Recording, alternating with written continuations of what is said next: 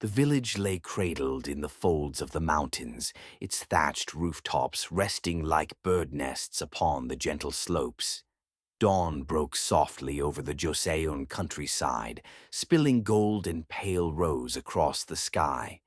The river that meandered near the village mirrored the light, its ripples catching glimmers as if a hidden hand had scattered silver dust upon the surface. The cries of roosters pierced the early mist, and smoke began to rise from the earthen chimneys, carrying with it the aroma of millet porridge and wood smoke. It was a place of simple rhythms, where the seasons dictated the pulse of life, and the villagers bore their burdens with quiet endurance. Among the cottages that lined the dirt paths, there was one smaller and poorer than the rest, where the family of Han lived. Han himself was a man of sinew and weathered hands, his back bent not from age but from long years at the loom and the plough. His wife, Yeon, wove beside him, her fingers deftly dancing across the threads, creating cloth that shimmered softly in the glow of their modest oil lamp. Their children, 3 in number, huddled close in the chilly mornings, their laughter subdued yet genuine, their innocence untouched by the cruelties of the world beyond. To Han, life was not abundant, but it was honest. He gave thanks for every sunrise, every harvest, every bowl of porridge placed before his children. But far beyond the thatched cottages, in a mansion of painted wood and lacquer, dwelled a man whose heart bore no gratitude. Jo Pil-sang, newly appointed magistrate of the district, reclined upon silk cushions while servants hovered, anticipating his every whim. Though his beginnings were humble, his father a minor clerk of no distinction, Jo Pil-sang had mastered the art of flattery, bowing before those with power and stepping upon those without. His ascent had been swift, and with each rung he climbed, compassion withered further from his heart. When word came of his appointment to govern the district, he swore to himself that he would seize this chance not to serve but to enrich himself. He imagined chests of coin, fine horses, silks imported from Ming traders, jade ornaments to impress the nobles of the capital. But such dreams demanded fuel, and for Jo Pil-sang, the villagers would become the firewood. One cold morning, as frost still clung to the eaves of Han's cottage, soldiers bearing the magistrate's seal arrived at his door. Their armor clanked, their faces impassive as they stepped inside, brushing aside the modest curtain of woven straw. Without a word, they began to dismantle the loom, pulling the wooden beams apart as Yon cried out in alarm. "What are you doing?" Han demanded, his voice cracking. He rushed forward, but a soldier shoved him back with the butt of his spear. "By order of Magistrate Jo Pil-sang," the soldier barked, "your household is seized for failure to pay taxes. The loom and cloth are confiscated in the name of the state." Han fell to his knees, his heart pounding in his chest. "Please, no. We have never failed in our duties. The harvest was poor this year, and I had not yet gathered enough to make full payment. The loom is our only means of livelihood. Without it, my children will starve." But the soldiers did not falter. They tore away the rolls of cloth Yon had woven, her days and nights of labor vanishing into their rough hands. One by one, they carried the pieces outside, leaving only the cold emptiness of the room behind. That evening, Han stood in the magistrate's hall, his forehead pressed against the stone floor. Before him, Jo Pil-sang lounged upon an elevated dais, clad in rich robes dyed the deep indigo reserved for high officials.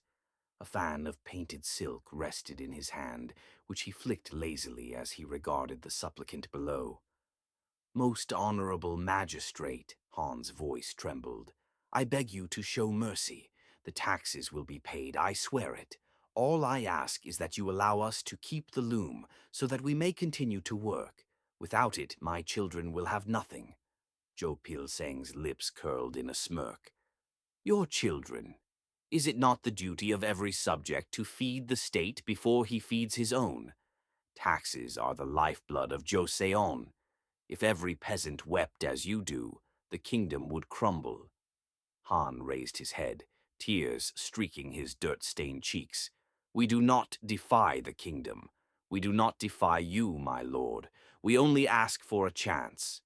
"Enough!" Joe Pil-sang snapped his fan shut, the sound echoing through the chamber. "Your excuses bore me.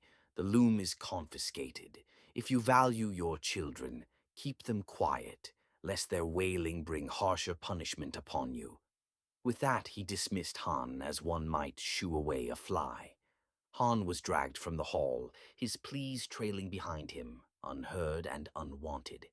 That night, long after the storm had scattered his banquet into ruin, Joe Pil-sang paced the length of his private chamber. The lacquered floorboards creaked under his heavy tread, and the shadows cast by the flickering lanterns seemed to twist and mock him. He had dismissed his guests with forced laughter, assuring them the storm was but a fickle turn of nature. Yet even as he spoke, his voice had trembled. Now, alone, he could no longer ignore the tremor that lingered in his chest. "Superstition," he muttered under his breath. "The heavens do not conspire against me. I am magistrate by decree of the court. I am untouchable." But his eyes strayed again and again to the broken plaque that lay upon the floor. The gold letters, once bright with authority, were now blackened as though by fire, their sheen gone forever. He had ordered servants to remove it, yet they had hesitated, whispering of omens and curses. In anger, he had driven them out and lifted the splintered wood himself. But the moment his hand touched the plaque, a jolt of cold had run through his body. He dropped it instantly, his fingers trembling as if chilled by ice.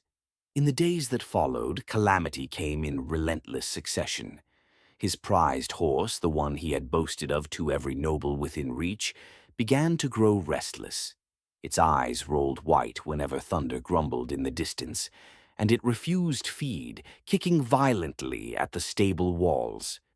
Joe Pil-sang cursed the beast and struck it with his whip, but the animal only reared higher, neighing with such force that the stable boys crossed themselves and fled. Then came the fire. It began one night without warning, a column of flame rising from the granary where he had stored the rice taken from the villagers. Sparks leapt into the sky, illuminating the roofs of the nearby houses. The air filled with the scent of burning grain, acrid and choking. Joe Pil-sang rushed to the scene, shouting orders, his face red with fury. "Water! Buckets! Save it, you fools!" But the villagers who once would have rushed to obey now moved sluggishly, their eyes cast downward, their steps deliberately slow. They carried water in bowls too small, spilling half before they reached the flames. Some watched silently from the shadows, their faces unreadable. And though soldiers tried valiantly to contain the inferno, the fire devoured the granary whole, reducing it to smoldering ash before the night was through. Joe Pil-sang's fury turned quickly to unease. This was no ordinary fire. He could not shake the thought that the heavens themselves had reached down with flaming hands to strip him of his stolen wealth. His sleep grew restless, his nights plagued with dreams of thunder and falling wood, of villagers whispering his name with hatred in their eyes. Worse yet, his only son, a boy of barely 10 years, fell ill. At first it was but a fever, a flush upon his cheeks and a dampness upon his brow. But within days his strength faded. He lay upon silk sheets in the grand bedchamber, his lips cracked and pale, his breaths shallow and ragged. Yon, in her cottage, coughed herself to near death without medicine, but the magistrate's son, despite every luxury, seemed no closer to life than she. Physicians came at Joe Pil-sang's summons, learned men with scrolls and herbs, with whispered incantations and polished instruments. They bent over the boy, feeling his pulse, listening to his rattling breath. They prescribed draughts of ginseng, decoctions of rare roots. Yet nothing availed. The boy's eyes, once bright, sank deeper into shadow, and his voice weakened to a whisper. Joe Pilsang's wife wept beside the bed, clutching the child's frail hand. "Husband," she pleaded, "we must seek the shamans. If the doctors fail, perhaps the spirits can save him." At first, Joe Pilsang scoffed. "Charlatans and liars, I will not see our house disgraced by gutter sorcery." But as the days dragged on and the boy withered further, pride gave way to desperation. Shamans were summoned, their bells jingling, their drums echoing through the magistrate's halls. They burned incense until the air grew thick. They chanted to the heavens, to the mountains, to the river spirits. They sacrificed chickens, scattering blood upon the floor. Joe Pilsong watched with hollow eyes, his fists clenched, his lips pressed so tightly together that they drew blood. Still the boy did not recover. The mansion grew hushed, its corridors lined with silence heavier than stone. Servants moved like ghosts, their steps soft, their eyes wary. In the village, however, whispers spread like wildfire. "The magistrate's son is dying," they murmured in the market. "The rice burned, the horse mad.